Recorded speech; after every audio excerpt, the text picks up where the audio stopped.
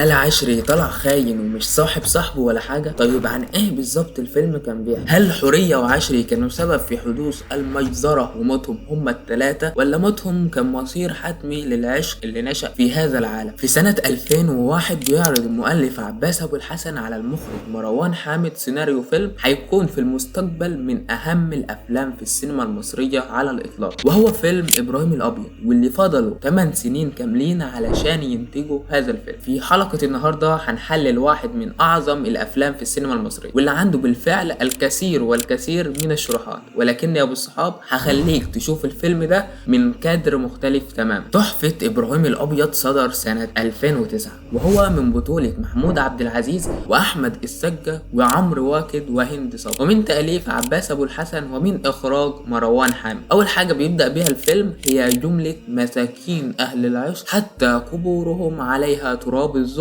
بين المقابر، والجملة دي بتلخص الفيلم كله، لأن الفيلم بيتكلم عن العشق مش أي حاجة تانية. العشق بين إبراهيم لحورية، وبين حورية لإبراهيم، وبين عبد الملك لحورية، وبين إبراهيم حتى العشري. وعلشان أعرفك ما هو العشق سأخذ هذا الوصف الخاص بعمر أبو المجد للعشق. العشق هو إنك تقابل حد تحبه حب شديد، بس تحصل مصيبة بينك وبينه تخليك لازم تسيبه، ولو قدرت إنك تكرهه وتسيبه يبقى أنت كده تحب ولكنك لا تعشق. ولكن إن لم تتمكن من كره هذا الشخص ولا حتى تركه، إذا فأنت عاشق له، لأنك ولا عارف تحب ولا عارف تبعد. بيبدأ معانا الفيلم بكادر مظلم وخبط شديد على الباب، فبيفتح الأب الباب وبياخد ضربة على راسه من المعلم مهدي بدور، وبيدخل أخوه ومراته البيت، فمرات الحاج بتضرب أبو إبراهيم بالجزمة على دماغه لحد ما يموت قدام عيون إبراهيم وأمه. وفي أول 4 دقايق من الفيلم بتشوف قمة الظلم والذل، واللحظة دي مش هتوقف إبراهيم تاني، وده بيجهزك حرفيا لملحمة إبراهيم الأبيض. بنلاقي في المشهد اللي بعده إن إبراهيم بيهرب من الناس وبيحاول يستمر في الهرب، وبتستمر معاه المطاردة، وبتيجي النطة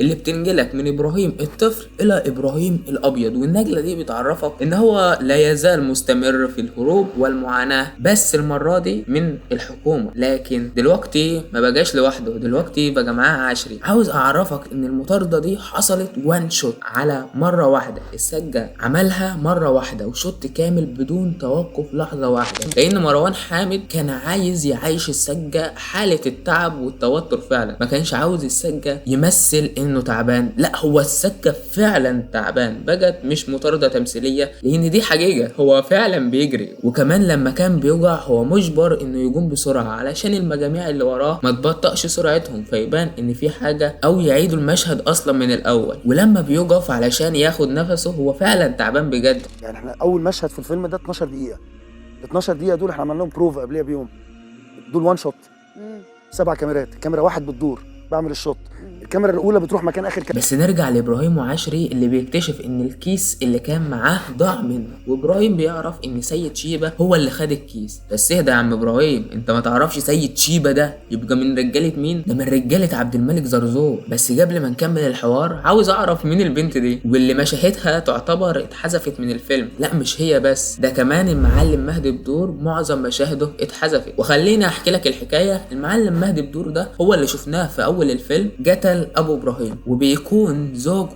نرجس، ونرجس دي بتكون عشيقة ابراهيم. ولما مهدي بدور بيطلع من السجن بيدور على نرجس، فبتروح لابراهيم علشان يحميها، فابراهيم بيعمل معاها خطة علشان يوقع مهدي بدور من على السطح ويكون انتقم لابوه. وفعلا الخطة نجحت، ولكن ابراهيم فضل ماسك مهدي بدور علشان يعرفه ان هو ابراهيم ابن الراجل اللي قتله من 30 سنة وهو طفل. فمهدي بيقول له انه كلب وراح، وبيطف على وشه، وهو اللي خلى ابراهيم يسيبه، وبكده يكون هو اللي انتحر مش ابراهيم اللي قتله. وبصراحه حذف المشهد ده اخلي جدا بالاحداث ده، غير ان باسم سمره واللي عمل المشهد ده زعل جدا، وبصراحه عليه كامل الحق، لان المشهد ده كان خطير جدا. وبكده نكون عرفنا مين هي نرجس وايه اللي حصل لمهدي بدور، ولكن لسه معرفناش ابراهيم هيعمل ايه مع الزرازير، واللي عشري بينبهه وبيفكره بشخص هم قتلوه، وقال له ولا كانوا بيعلموه ولا بيعلموا عليه، كانوا بياخدوا السر الالهي، ولا كانوا بيعلموا عليه ولا كانوا بيعلموه،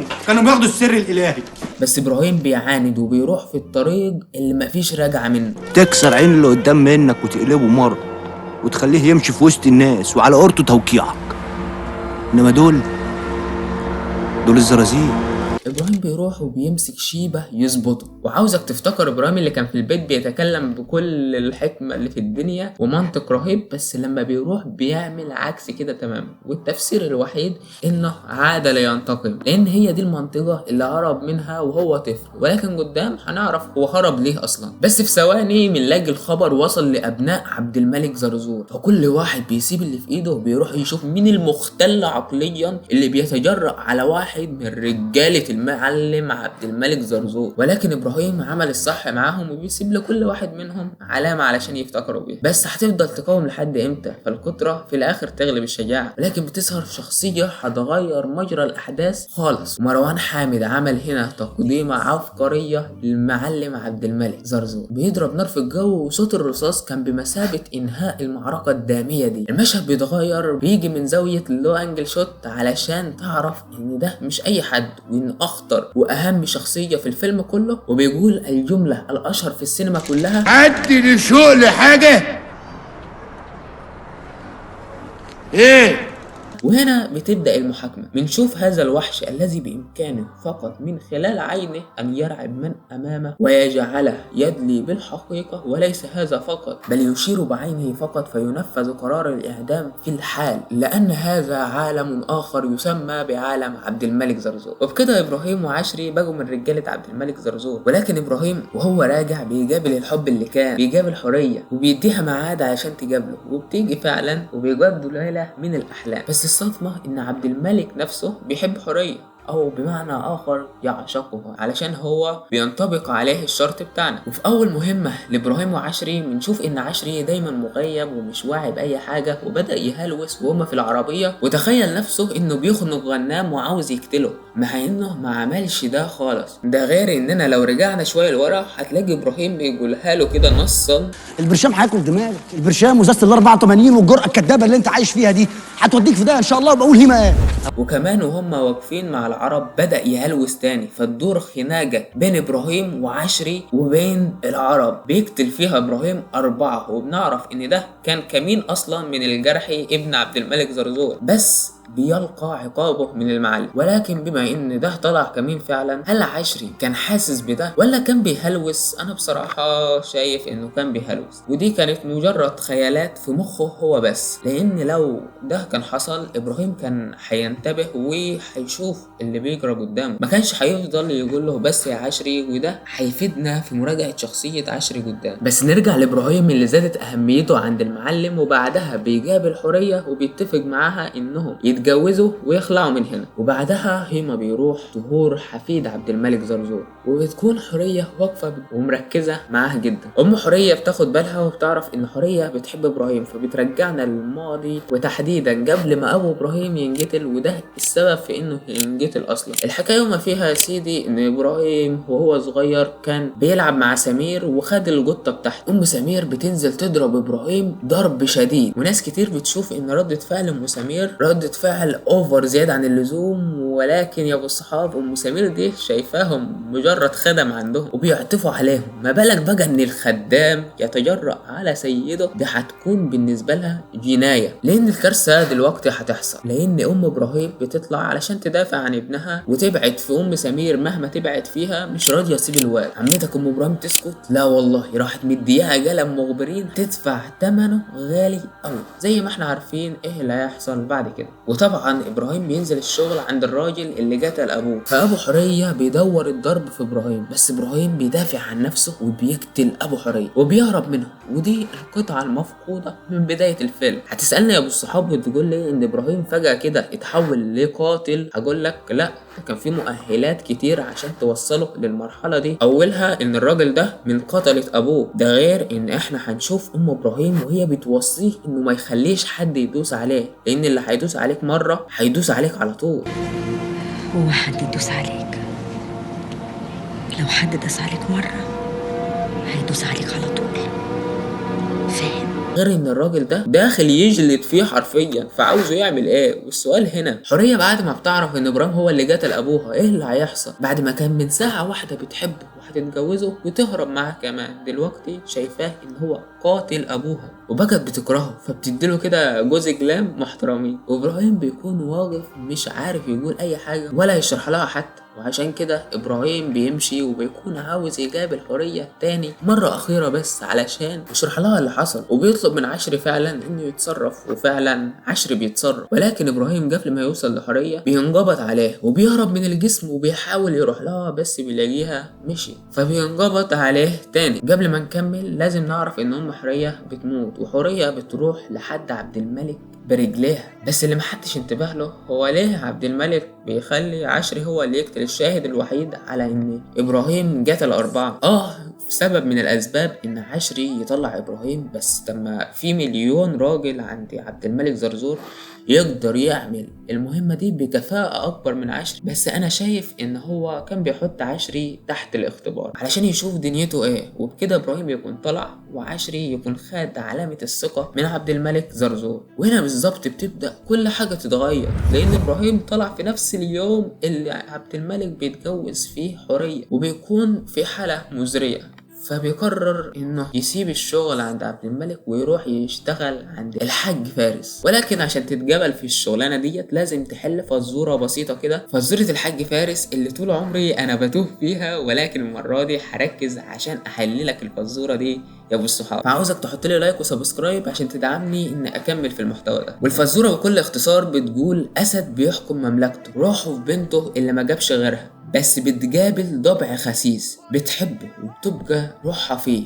وجابت منه ذرية، هو نور عينيها دحلاب وسخ، بس الأسد خده في كنفه ورفع شأنه وعمله دراعه اليمين. بس تشاء العناية الإلهية إن الأسد يعرف إن الضبع عرف حاجة تودي الأسد في 60 داهية ويورث هو الملك كله لوحده. الملك لا يقدر يقتله ولا يقدر يسيره. تفتكر يعمل ايه يا سيد ابراهيم؟ وحل الفزورة بالنسبة لابراهيم انه يقطع لسان الضبع. اول مرة فعلا افهمها، بس ده علشان انا لما سمعته قبل كده كلام الفزورة نفسه مش واضح. الموسيقى التصويرية عالية في المشهد ده، بيجي كذا شوت لابراهيم في حالات مختلفة، بيجي بيولع في ناس، بيجي بيقطع لسان الضبع او زوج بنت الحاج فارس، لان الحاج فارس هو الاسد وعنده بنت بيحبها جدا. حب الضبع خسيس مسك على الحاج فارس حاجات توديه في 60 داهية، وهو ما يعرفش يقتل الضبع علشان بنته روحها فيه، ولا يسيره عشان ممكن يحطه في مصيبة. وبيقول لابراهيم هتعمل ايه؟ ابراهيم بينفذ على طول وبيقطع لسان جوز بنت. ولكن ابراهيم بشغله مع المعلم فارس بيعادي عبد الملك زرزور، فبيلبسه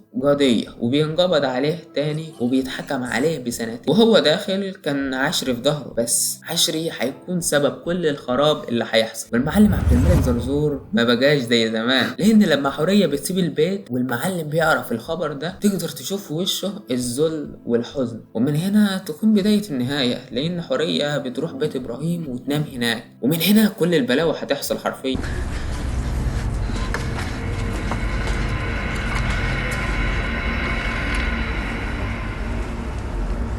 بس بيهدى كده ويفتكر ان هي حبيبة صاحبه ومرات عبد الملك زرزور، فبينزل على القهوة ويصف له كام شريط على كام كاس، فبيرجع تاني فوق علشان تحصل الكارثة. وهنا فعلا عشري بيخون ابراهيم، ووسط المدعكة دي حورية بتيجي ايديها على الحفرة بتاعت ابراهيم وعشري، فبتاخد عقد ام ابراهيم والفلوس اللي كانوا شغالين بيها هو وعشري. والمفاجأة ان ابراهيم بيطلع من السجن وبينصدم بكل اللي حصل في غيابه، وكمان هو لسه ما يعرفش الجزء بتاع خيانة عشري ليه، وغالبا اصلا هيموت قبل ما يعرف الجزء ده. وعلشان كده ابراهيم بيروح لعبد الملك زرزور في قلب بيتهم. بس العجيب ان المعلم بيكمل عادي خالص يشرب القهوة بتاعته، ولا اكن في اي حاجة، ولا اكن ابراهيم وعشري واقفين وراه، واحد مولع مولوتوف والتاني حاطط المطوة على رقبته. بس هو كمية الهدوء اللي هو فيها تعرفك مدى هابة الشخصية دي، مدى قوة الشخصية دي. ابراهيم وعشري بياخدوا العقد ويخلعوا من بيت عبد الملك زرزور. وهنا معانا اللقاء الاشهر في الفيلم كله، وهو لما حورية بتقابل عشري علشان تخليه يسلم يكلم ابراهيم، وعشري كان مفكر ان هي جرسة ودن فعلا، لان حورية فعلا كانت مصدقة ان هي فعلا جرسة ودن. ازاي بعد كل اللي حصل؟ ايه الغباء اللي انتوا فيه ده؟ بس هنا عشري بيتحط تحت المفرمة علشان هو بيتحط بين اسدين، لو واحد سابه التاني هيفرمه. بس عشري بيفضل الموت على انه يواجه صاحبه بخيانته ليه. بس حتى الموت ما بيكونش طايله، ويمكن لو كان ابراهيم ما وصلش في اللحظة ديت كان هيحاول تاني وتالت ورابع كمان. بس المهم ان هو ما يواجهش صاحبه بالخيانة دي. بس ابراهيم بيلاقي الخمس بواكي، وعشري فعلا قال له الحقيقة، صدق يا مسلم. واول ما ابراهيم فعلا بيسمع الكلام ده بيطف البيرة من بوقه لانه مصدق، بس ما فكرش كتير وقال اكيد يعني بيهزر يعني، وسأل عشري تاني فقال له نفحة من الحاج فارس. ولكن عشري من خوفه هيحاول ينزل ابراهيم على القهوة، ولكن ابراهيم في الاول بيرفض لانه فعلا تعبان. ولكن لما عقله بدأ يوسوس له ان عشري باعه، قرر يراهن ان عشري فعلا صاحبه وبينزل على القهوة. بس ابراهيم سرعان ما بيخسر الرهان ده لان عشري فعلا باعك يا ابراهيم، وبيقول له الجملة الخالدة: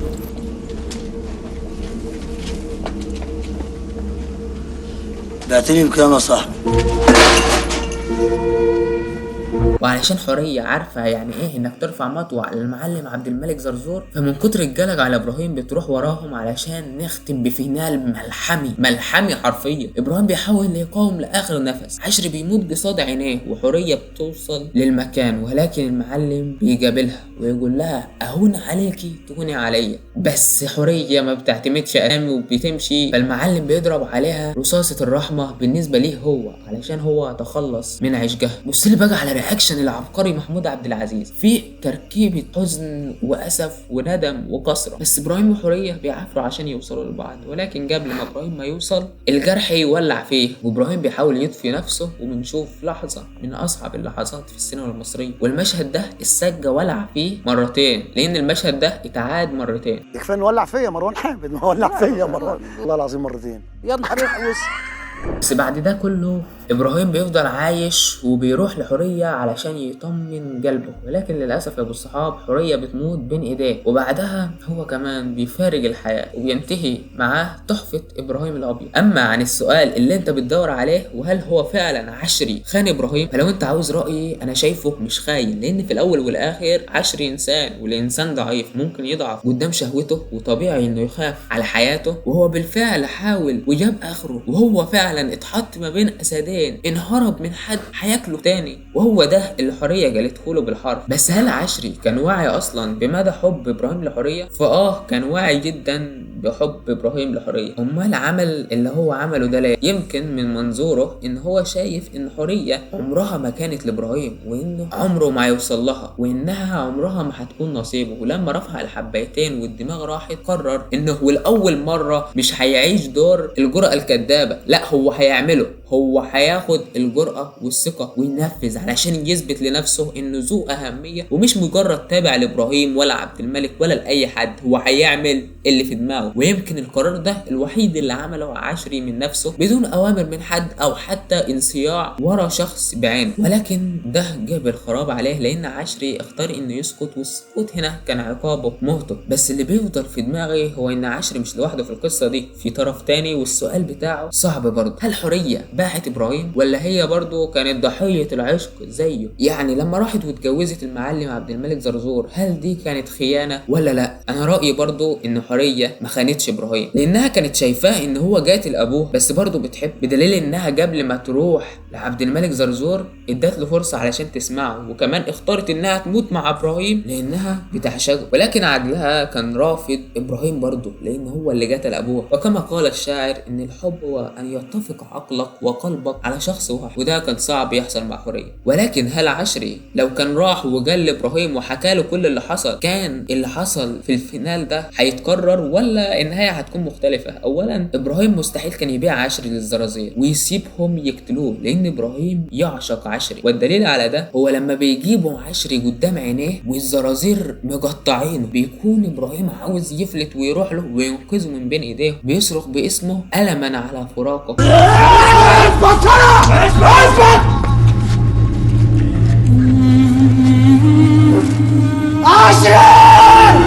مع العلم انه ومفكر ان عشري باعه للزرازير ب5 بواكي، ومع ذلك هو لا يزال يحب. فالفيلم رغم ان اتحذف منه مشاهد كتير لمحمود عبد العزيز وباسم سمرة والسجة وعمرو واكد، الفيلم برضه فضل تحفة. الفيلم ده حالة نادرة لن تتكرر مرة اخرى. وعاوز اقول لك ان ابراهيم الابيض مش فيلم عن العنف، ولكنه عن العشق اللي موجود في كل فريم، ودايما هتلاقي ان الحب هو المحرك الرئيسي لاحداث الفيلم. علشان كده مساكين اهل العشق حتى قبورهم عليها تراب الصلب بين المقابر. وبكده يا ابو الصحاب يكون خلص فيديو النهارده. لو عجبك الفيديو وعاوز تشوفني تاني ما تنساش تعمل لي لايك وسبسكرايب وتفعل زرار الجرس. والسلام عليكم.